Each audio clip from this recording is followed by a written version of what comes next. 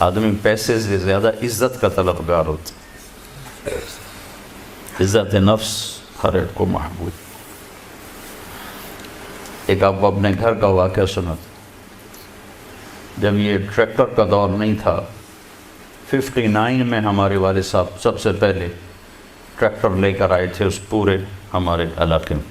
اس سے پہلے بیل ہوتے تھے۔ عزت نفس پہ یاد آتا کہ عزت نفس مال سے بھی زیادہ محبوب ہوتی۔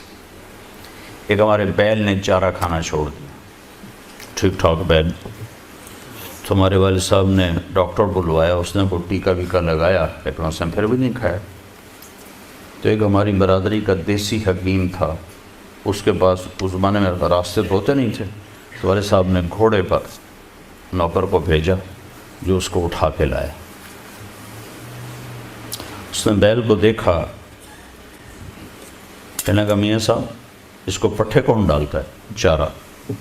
کہا جی یہ ہے ہمارا کسائی، دتو کسائی، اللہ دیتا نام تھا، دتو کیا کہتے ہیں، دتو کسائی، اس کو بیل کے آگے بٹھایا اور جوتا اتارا اور 5 سال جوتے اس کے سر میں مارے۔ پھر کہنے لگا اب چارہ ڈالو۔ جب چارہ ڈالا تو وہ بیل کھانے لگا۔ یہ میرے گھر کا واقعہ ہے، کوئی سنا ہے نہیں؟ تو میرے والد صاحب حیران ہو کر کہنے لگے ایک ہی ہے؟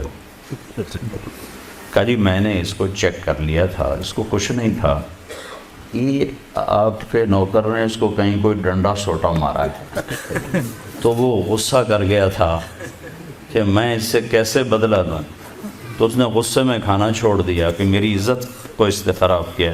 اب اس کی آنکھوں کے سامنے 2-4 جوتے میں نے مارے تو وہ خوش ہو گیا،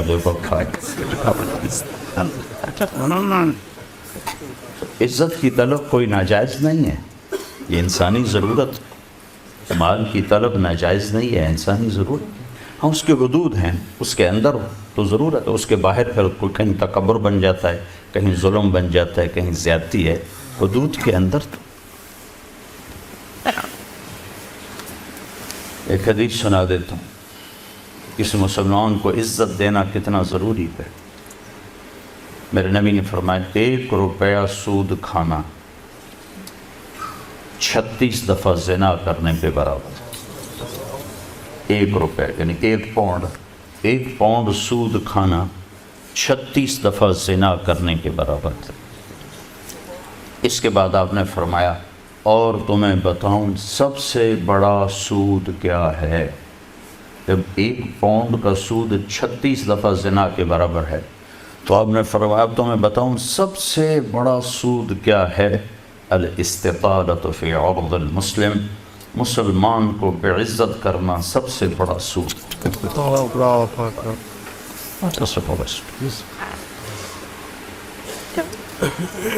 تو نوکر آپ کو پروٹوکول دیں گے، خوشی ہوگی، جنت سے بڑھ کے خوشی ہوگی۔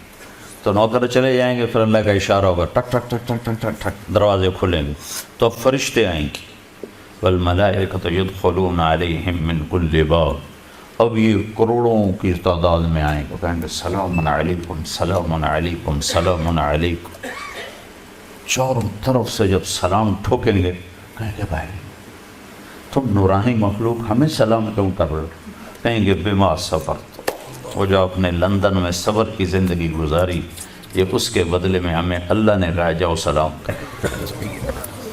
غفلت کے دیش میں آپ نے بیدار ہو کے زندگی گزاری، اندھیر نگری میں آپ نے اللہ کو سامنے رکھ کے زندگی گزاری، جب چاروں طرف شراب اور زنا عام تھا آپ نے اللہ سے ڈر کے زندگی گزاری۔ سلام سلام سلام، تو فرشتوں کے سلام ان کو ہوا میں اڑا دے گا۔ یہ میں پہلے دوبارہ کہہ رہا ہوں کہ عزت نفس، عزت کی طلب بہت بڑی طلب ہوتی ہے، مال سے بھی زیادہ، ڈگریوں سے بھی زیادہ۔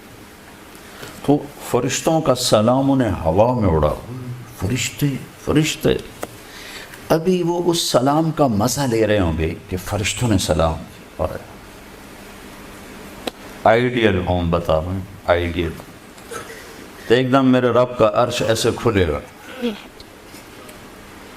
ایک دم نور بھی نور چھا جائے گا، تو جب ایسے آنکھیں اٹھا کر دیکھیں گے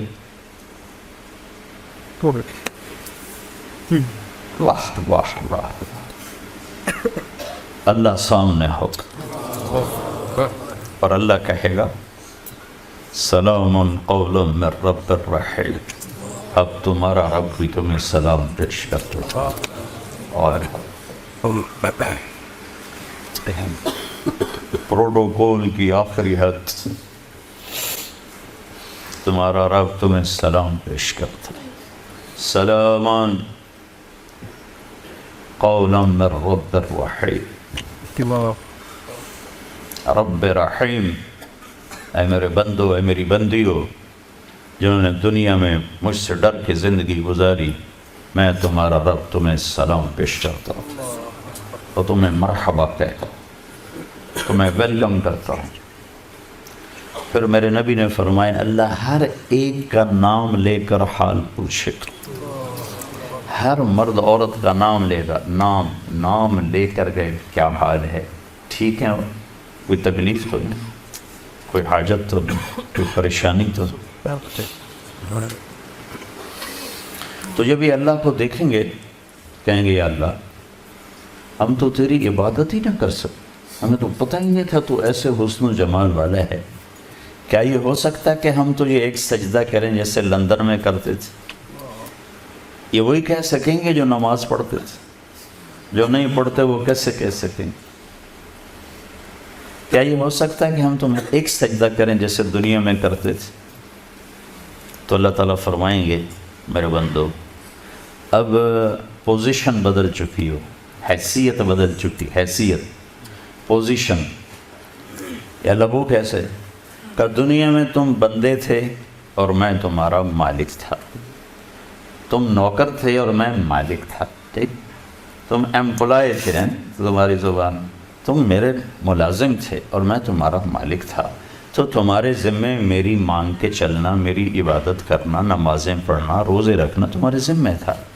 اب جنت میں آ کے حیثیت بدل گئی ہے، اب تم مہمان ہو اور میں تمہارا میزبان ہوں۔ کیا ہوسٹ کہتے ہیں میزبان کو؟ تو اب تم میرے لیے مہمان ہو، میں تمہارا ہوسٹ ہوں، اور مہمان کو تکلیف نہیں دی جاتی، مہمان کو بٹھا کے کھلایا جاتا ہے، جاؤ کلو واشربو، کھاؤ پیو، ہنیئا، ہنیئا کا کیا مطلب ہے؟ کھاؤ، ہر لقمے کی لذت پہلے سے زیادہ پاؤ، کھاؤ، کھانے کے بعد پخانا کوئی نہیں، پیو، ہر گھونٹ کی لذت پہلے سے زیادہ پاؤ، پیو، پینے کے بعد پیشاب کوئی نہیں، بیماری کوئی نہیں۔ پھر پینے پلانے کی بھی 3 محفلیں قرآن نے بتائیں، کہ یہاں شراب نہ پیو، آپ کے یہاں عام ہے، اس لیے ہر دفعہ میں بتاتا ہوں کہ اللہ کرے آگے والی سوچ دل دماغ پہ چھائی رہے کہ یہاں میرا رب ہر اس چیز سے روکتا ہے جو انسانی وقار کو ختم کرنے والی اور انسانیت پہ داغ، تو یہاں کہتا شراب نہ پیو۔ آگے کیا ہوگا کہ وہاں تمہیں 3 مجلسیں دیکھنے کو ملیں گی، 3، ایک کون سی ہے؟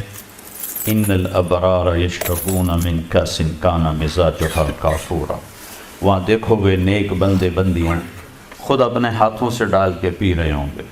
یہ جنت کا سب سے چھوٹا درجہ ہے، کیسے ڈالیں گے پئیں گے، ڈالیں گے پئیں گے۔ ایک درجہ اس سے اوپر ہے VIP، وہاں کیا ہے؟ وَيُسْقَوْنَ فِيهَا كَأْسًا كَانَ مِزَاجُهَا زَنْجَبِيلًا، وہاں ان کو خدام پلا رہے ہوں گے، سرونٹس، نوکر، فرشتے نوکر ڈال کے پیش کریں اور سامنے حاضر کریں، یہ لیجو، یہ لیجو، یہ لیجو، یہ لیجو۔ ایک VVIPs ہوگا، سب سے اوپر کا درجہ، وہاں کیا ہوگا؟ وہاں ہوگا وَسَقَاهُمْ رَبُّهُمْ شَرَابًا طَهُورًا، اوئے ہوئے ہوئے ہوئے، وہاں اللہ خود پلا رہا، اللہ خود پلا رہا۔